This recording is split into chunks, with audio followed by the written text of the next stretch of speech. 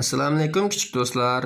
Hozir sizlarga o'qib berdiğimiz Doktor Ana so'zlab bergan hikoyalar majmuasidan VKK bilan Ayshishining ucharbiliq o'zgarishi. To'g'ri tushish.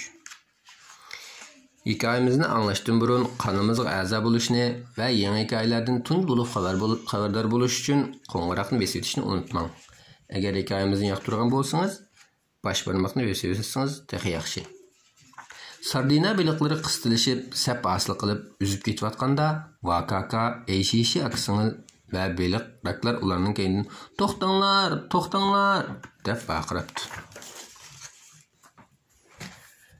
Bir sardina beliqi üzüvatqach baqirib o'tibdi. "Ko'pchilik diqqat, 1 2 3 asl joyida buyruq kutinglar." Sardina beliqlari darhol to'xtabdi. Ular nemish bo'lganligini bilmay biroz jiddiylashib qopdi.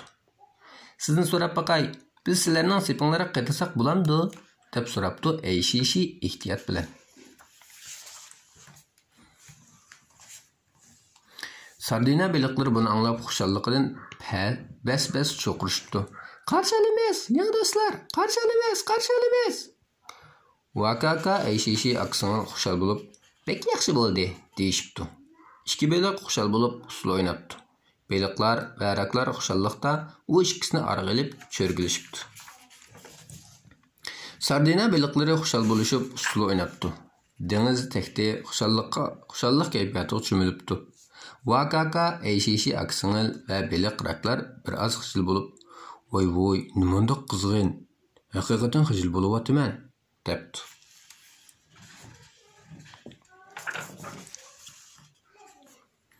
Bu chaqda bir sho'x sardina beliqi üzüb kelib, VKKning üzgüchini ko'rsatib turib, "Voy, bu nima? Nimishqa bizda yo'q?" VKK bu sardina beliqini adabsizkan deb savol pisand qilmabdi. U uchar beliq akimizning qanoti debdi birroq tushundirib. Biroq sardina beliq tushunmagani qanotni nima ishlatadi deb so'rabdi. Başlamchi sardina beliqada üzüb kelib kichik sardina beliqqa "Ular go'zal uchar beliqlar, bizning mehmonlarimiz" debdi.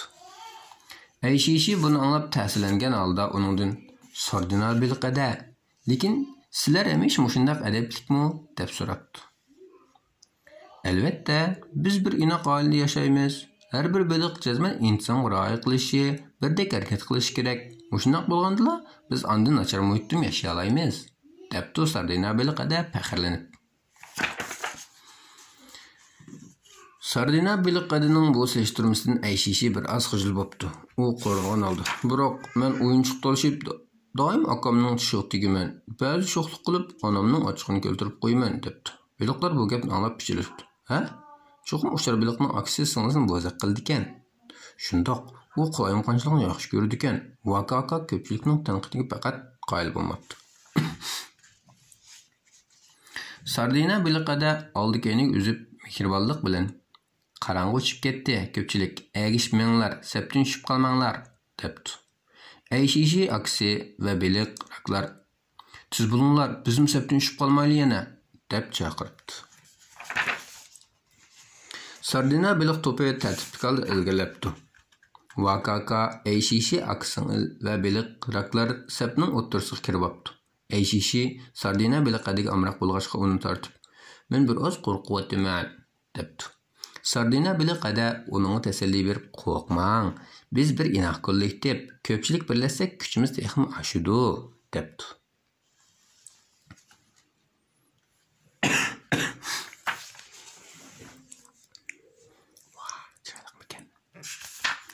Bu chaqda qop-qorong'i dengiz ushtumtut yo'rib, ko'zni chaqnatibdi.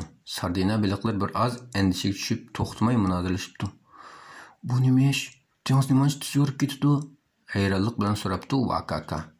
"Bek yaxshi bo'ldi, tong otdi. Biz birlikda suv uzib o'ynasak bo'ladi" debdi sardina beliqada. Belajonlarimiz xushal bo'lish, "Vah, biz o'ynay oladigan bo'ldik" deyishibdi.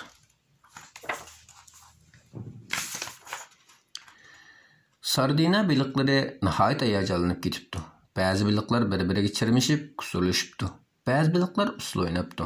Sardina beliqada saptiki qalayimqonchilikni ko'rib, "Ko'pchilik, tinchlaninglar" deb baqiribdi.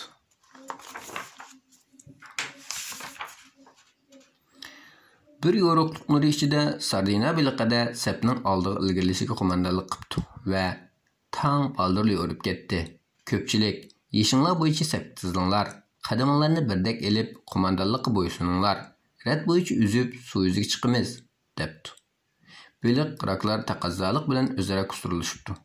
Bek yaxshi bo'ldi. Men bek hayajonlanib ketyapman. Bu qitim men oldidimikay, sen men topqin.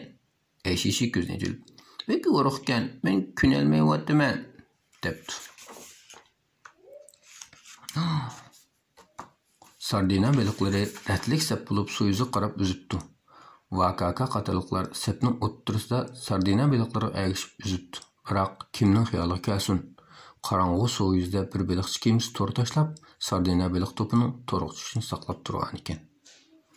Aslida kimning chirig'i ekanda, yo'ruq tushdi deb ma'lumotni yo'ruq tushga o'xshaydi deb to'g'ich qoldi, qattiq yo'ruq tushmabdi ekan. Kiyimining ikki tarafidagi chirog'idan chiqqan kuchli nur dengiz suyining cho'nqur yerlariga yo'ritibdi. Sardina beliqlari chirog' nuriga jalb bo'lib, o'zini sezmagan holda beliqchilar allaqachon tayyorlab qo'ygan xaltaga tushibdi. Shu topda bir g'oyat zo'r to'r VKK Ayshishini ularning do'stlari bilan qo'shib ichiga elib kirib ketibdi. Faqat nihoyat osondagi to'rga tushmagan beliqlar taraf-tarafga qochibdi. Tutib qolgan beliqlar bir yerga to'plashib, yosh to'kishibdi. VKK bilan Ayshishimi tutilib qolibdi. Beliqchilar tutib qolgan beliqlarni cho'ng bir beliqdonga qamab qo'yibdi. Atrofdagi bir necha ushoq beliq asratlanib uribdi, yig'lashibdi. Ayshishimi qo'rqib yo'lab, "Aka, Sardina beliqada, belijonlar, roklar, sizlar qayerda?" deb to'labdi. Sardina beliqada ovozni anglab uzib kelib, "Biz bu yerda", debdi.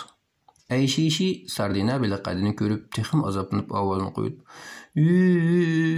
"Men ensirayotiman, qo'rqib ketyapman", deb yig'labdi.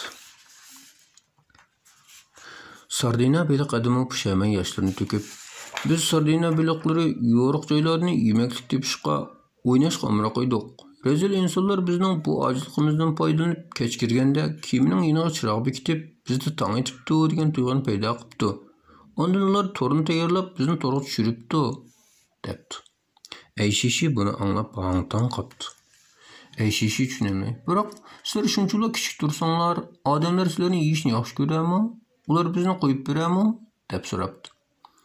Sardina beliqi bu gapni anglab texim azoblanib, "Biz haqiqatan kichik, biroq bizning tenimizda kishilarning o'sib ketilishi kerakli oqsil, vitamin, hem tümür, kalsiy qatorliq intayin qimmatli mineral moddalar bor", debdi.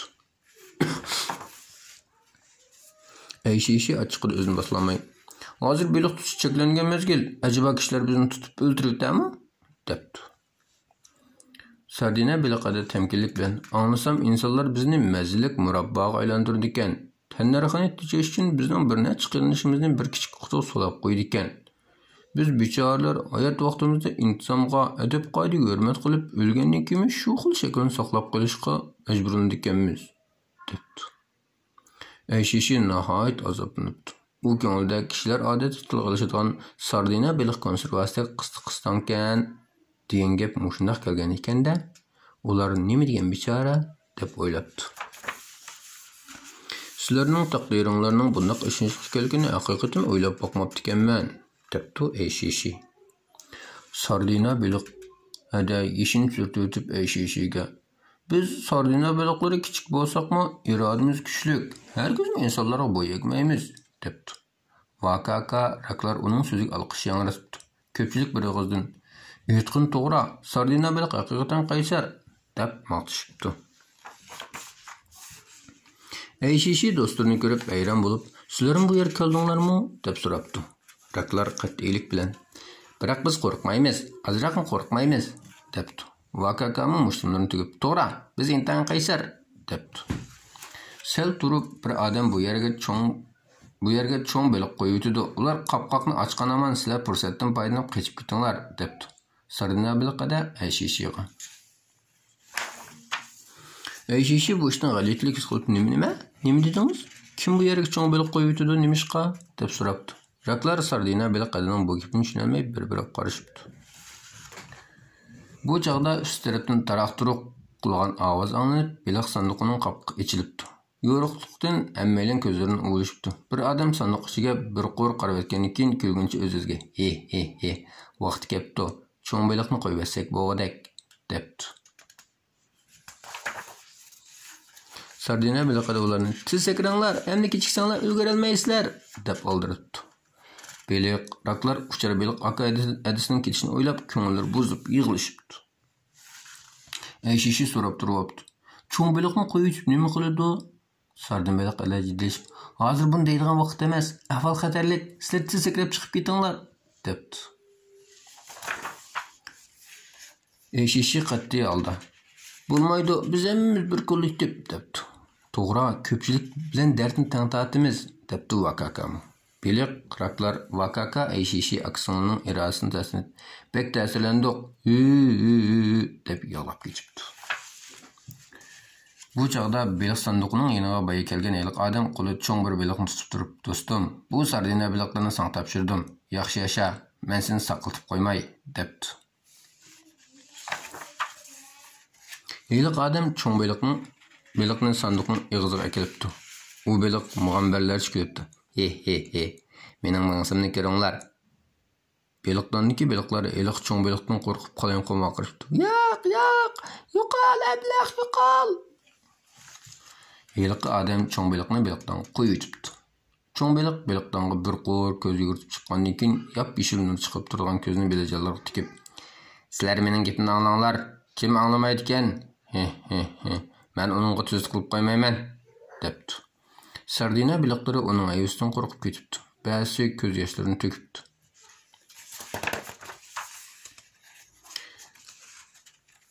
Denni tog'ining xizmat uyida Vakaka Ayşişi aksingil yo'lanchiklik o'rindiqda o'ltiradi. Chiroyi jiddilashib ketgan Vakaka mushtumlarini to'kib vaqirabdi. "Aski, ablah, yo'qol." "Qandaqroq?"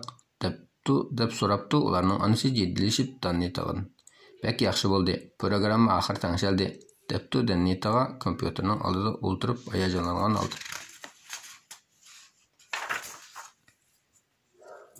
Vakaka vaqirabdi. "Sen bilan tutishiman. Sening yana boshqalarni bo'zaq qilganingni ko'rib boqay. Aka, ehtiyot qil, cho'ng ablah o'zib kelyapti", vaqirabdi Ayşişi. Denni tog'a ularning onasiga izoh berib, Vakaka bilan Ayşişi biroz avorchilik uchirdi. Denni tog'aning gapi tugamayla onasini sirash qilibdi. "Opla, endi qanday qilg'uliq?" Denni tog'a Vakakalarning onasiga tasalli beribdi. "Azirmang, men loyihalagan sistema intayin mukammal.